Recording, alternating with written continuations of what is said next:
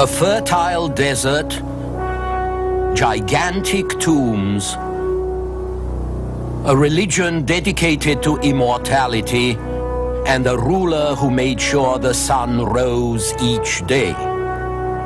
Why did this civilization last longer than any other? An extraordinary 3,000 years. The ancient Egyptians, this time on the Western tradition.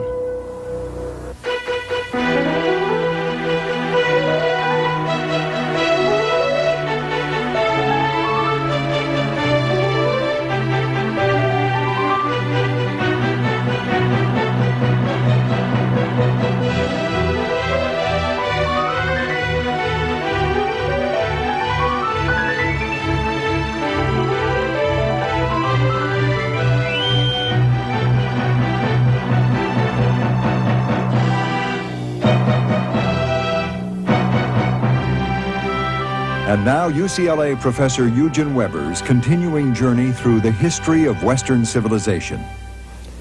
The Western tradition really begins in the East.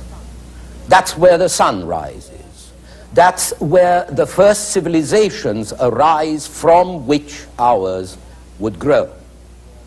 That's where we find the Fertile Crescent, which some books still describe as the cradle of civilization, and which, as you can see, is a rather small portion of Asia and Africa that runs from Mesopotamia and Syria to Egypt. But the importance of this little bit of land can hardly be overstated. Many of the things that we take for granted today had their roots here thousands of years ago, from the money in our pockets to our attitudes towards immortality. It's a paradox, but most of the so-called Fertile Crescent is relatively arid. About 5,000 years ago, the first permanent urban settlements were found only beside a river or by one of the springs that didn't dry up in the summer. On the other hand, the three main rivers, the Tigris, the Euphrates, and the Nile, frequently overflow their banks and turn the valleys into marshland.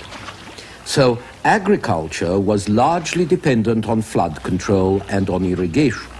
First you needed to drain the land, then you needed to keep it watered. But if you did all that, you had tremendously rich soil which could bear regular crops not just once, but several times a year.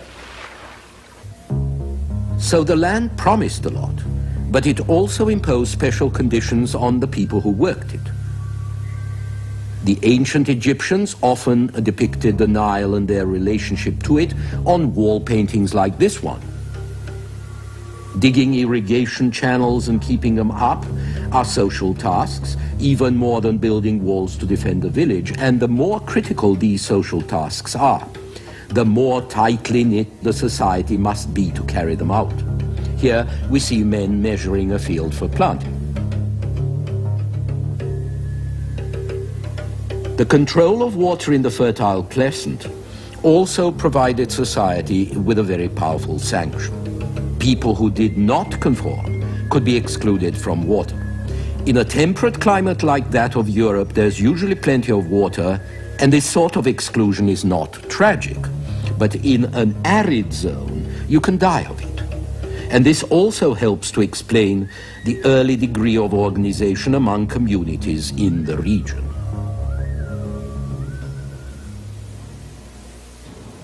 One of the best organized civilizations in the Crescent, though not necessarily the earliest, was to be found in Egypt, a place that I might best describe as an oasis in the desert. This relative isolation gave Egypt more unity than its neighbors and helped to make ancient Egyptians secure, stable, complacent, and very different from us. We are dynamic, aggressive, curious, interested in change and novelty and progress. The Egyptians were relatively passive, They did not think much about progress. They were more interested in stability, regularity, repetition, conservation. This allowed their culture to survive intact an extraordinary 3,000 years. For the ancient Egyptians, as for so many other peoples, geography was destiny. The Nile alone made life possible in the desert that surrounded it, as you can see in this scene of fishermen. It was about 10,000 years ago that the native population in what was then the Nile swampy valley switched from hunting and fishing to sowing crops. Over thousands of years, they figured out how to drain some of the swamps, turn them into farmland, harness the river water. So the Great Nile served as a lifeline to the Egyptians and also provided the need for cooperative effort and an organized way of life. And this led to a number of crucial developments sometime before 3000 BC. Astronomical charts and a calendar so you could keep track of seasonal regularities for your crops, and writing to record all this information. The Egyptians used a kind of pictorial writing called hieroglyphics. Each image, each hieroglyph, originally stood for a word. This, for instance, is the sign for cattle. The Egyptians also used signs to represent a sound or a letter. These symbols represent the sounds B, H, and Z. And the word Behez means calf. But because the Egyptians were such a literal people, they always wanted to use pictures next to the symbols. Eventually, they found something a little more practical to write on, a paper-like material which was made from the papyrus plant that grows all over the Nile Delta. The graceful fan of the papyrus reeds would then come to suggest the basic design of the typical Egyptian column, or at least of its capitals, which you can see today in their ruined temples. And so Egyptian culture was shaped by its environment in 100 different ways. When you look at the map, for instance, you can see that although the Nile Valley is very long, it's only 7 miles wide, an oasis between two burning deserts. Because Egypt is compact and surrounded by desert, it's defensible against attack. And because of the Nile, it is predictable.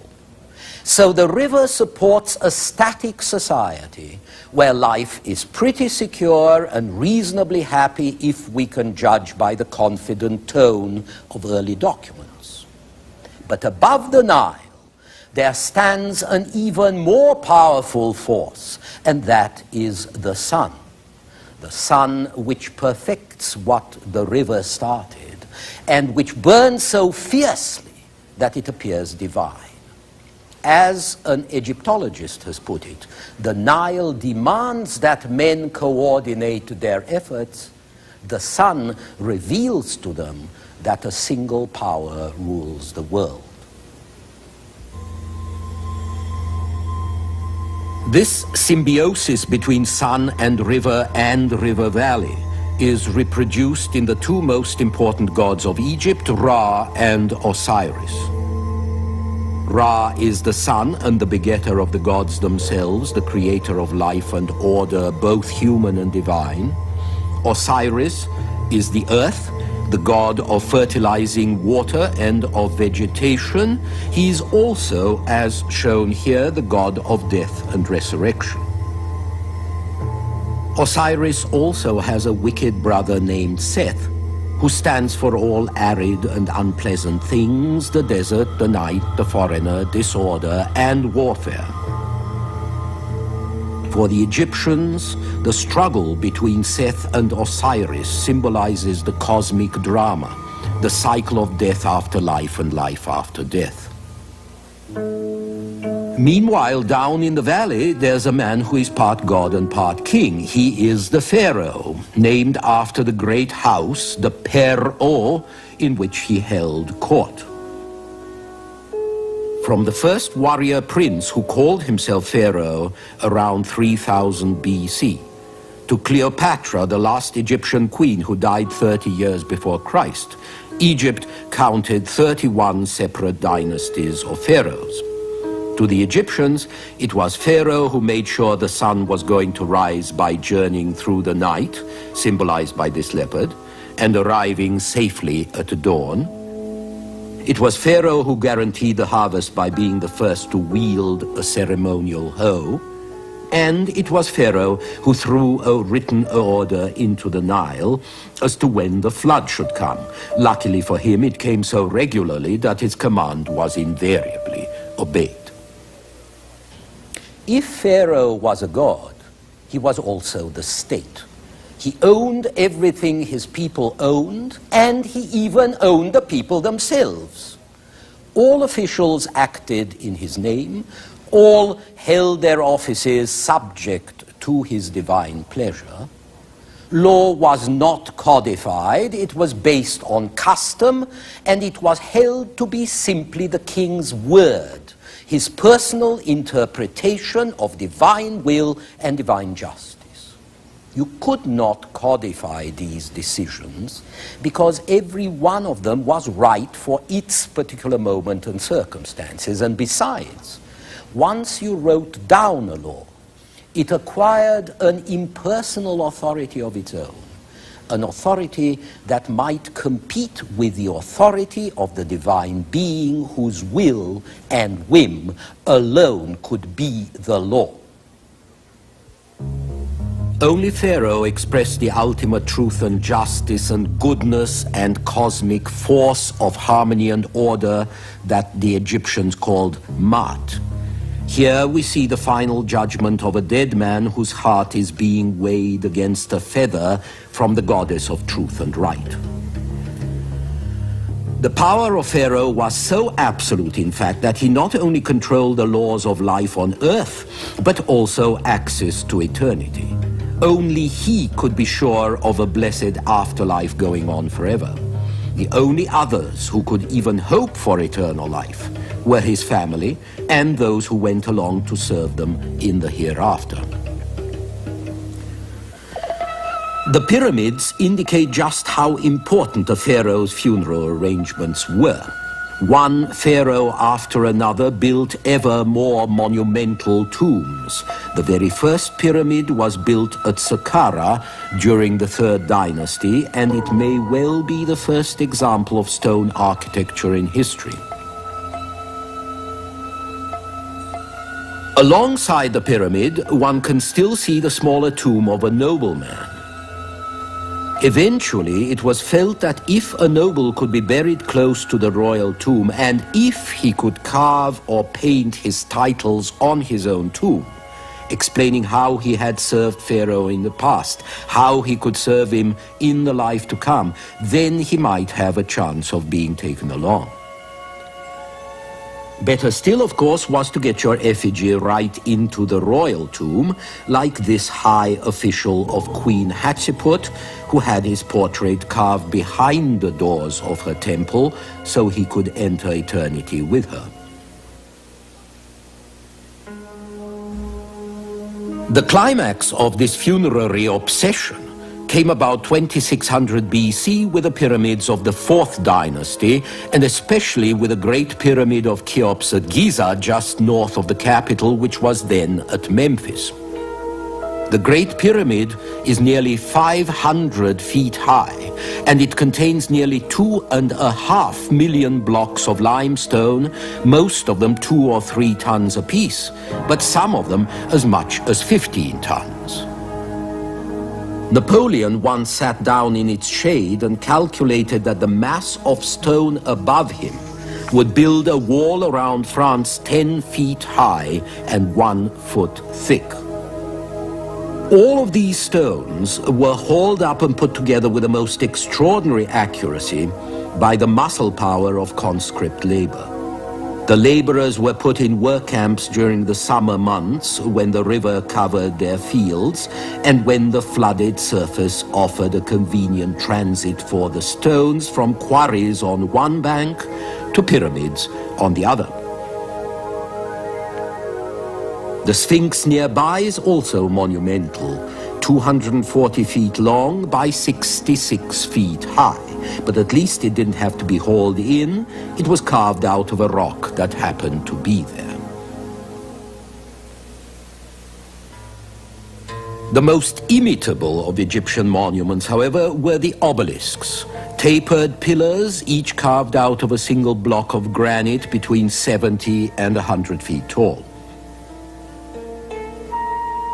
Today you can see them in the capitals of Europe, and of course in Washington, where as usual, Americans have improved on the original and made it 5 times larger. Like the pyramids, obelisks represent and symbolize the shining cone of the sun's rays, and also man's aspirations to immortality, to oneness with the gods. But effort involved in building these monuments couldn't be kept up for long. The drain on the country's manpower and resources was too heavy. Between 2500 and 2300 BC, the kings of the 5th and 6th dynasties built much smaller pyramids. And this decline in size was matched by a shrinking in the king's position and the concomitant rise of the priests and nobles. Egyptian culture flowered brilliantly during this time.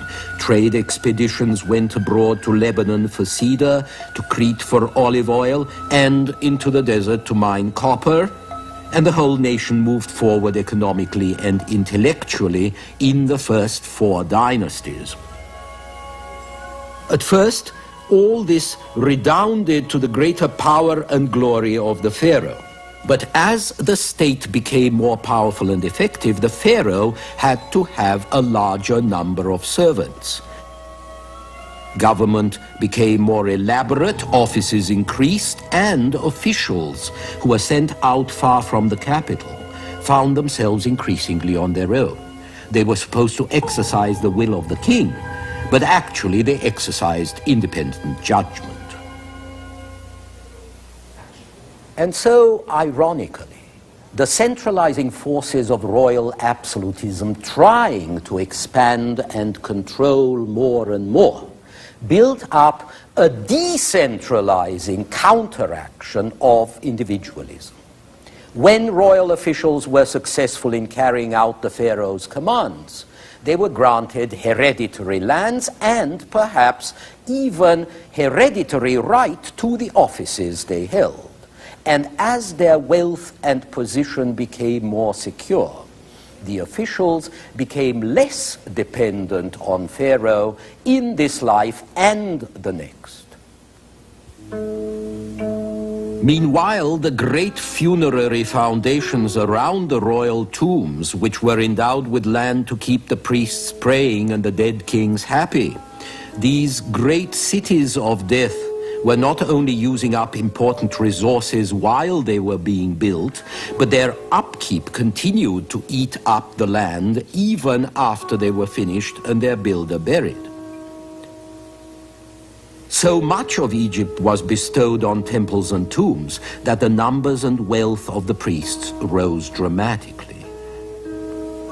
And at the same time, the pharaohs were parting with a lot of their land, which was the source of their wealth. As the wealth and power of the pharaohs decreased, there was more decentralization, both political and magical. In 2600 BC, in the 4th dynasty, and then in the 5th, the tombs of the nobles had clustered around the tombs of the king. By 2300 BC and the 6th dynasty, a lot of the nobles, like this one, built their tombs at home in the provinces. They and the priests and the high government officials became confident that they had a good chance of eternal life on their own. They didn't have to bother Pharaoh. They didn't have to bother with Pharaoh. Not only could they build for eternity, but they could also interpret Ma'at, the justice and truth that was once administered by the Pharaoh alone. And so the 6th dynasty ends in 2200 BC, and along with it, there ends the period known as the Old Kingdom. For 2 centuries afterwards, the decentralization of Egypt's failing kings brings fragmentation and anarchy, with nobles and princes squabbling for supremacy. The so-called Middle Kingdom begins when a new dynasty of pharaohs restores order, but it too has a structural weakness. The pharaoh's word is no longer law. Laws begin to be written down, and Pharaoh himself is accepted only as long as he is powerful and alert. With the increasing independence of the nobles, it's only a matter of time before the royal family loses its grip. We get another period of war, disunity and disorder between the 1700s and 1500s BC, but this time foreigners from the northeast break in, warlike peoples much better armed than the Egyptians, with horses and chariots and stronger bows. These are the Hyksos, the shepherd kings from Asia. Egypt was no longer an oasis now, but a battlefield. For the first time, part of its territory was conquered by foreigners. The deep sense of security from attack, which had been the cornerstone of the Egyptian system, was fractured. When the foreigner was finally cast out in the 16th century before Christ, he was succeeded by great warrior pharaohs whose heroic efforts are pictured in many wall carvings. Under this new kingdom, Egypt was going to have more periods of glory and more years of peace, roughly from the 1500s to 1000 BC.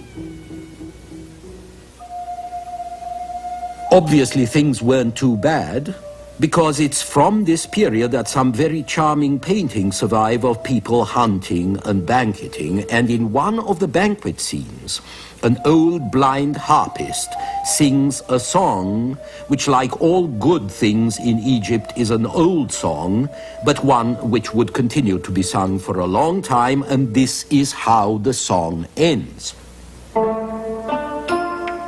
Spend a happy day, rejoice in the sweetest perfumes. Adorn the neck and arms of your wife with lotus flowers, and keep your loved one seated always at your side. Call no halt to music and dance, but bid all care be gone. Spare thought for nothing but pleasure, for soon your turn will come to journey to the land of silence. This was nice, but the Egyptians never forgot the Hyksos humiliation, and they became nervous and insecure. The new kingdom was faced with new invasions, and a powerful class of professional soldiers and administrators came to run the country, along with the omnipresent priests. By this time, the power of the divine kings had become a facade for a stiff, formalistic hierarchy and bureaucracy based less on tradition and custom than on rules and laws, less on Ma'at than on formal discipline and pietism. Unfortunately for the new kingdom, the Egyptians would rather enjoy life than fight. Military service was always unpopular, and armament was frequently backward. So whenever the Egyptians clashed with strong armies, they usually lost, which is what we see happening in the 1000 years before Christ. After Egypt was last conquered in 330 BC by Alexander the Great, it was ruled by the Ptolemies, descendants of one of Alexander's generals, until the last dynasty came to an inglorious end with the suicide of Cleopatra and colonization by Rome. But the most fascinating thing is that all this time the image of Pharaoh remained the same. The Egyptian ideal, the conventional style and models established 3,000 years before, these endured longer than anything in the Western world. And yet, while the form persisted, the substance changed. The relative security and serenity of the Egyptians had cracked. The song of the harper continued to be sung, but its words didn't mean anything anymore, or else they referred to a golden age long ago and far away. In our next program, we shall return to the Fertile Crescent to examine the Mesopotamians, who are as similar to us as the Egyptians were different. Until then.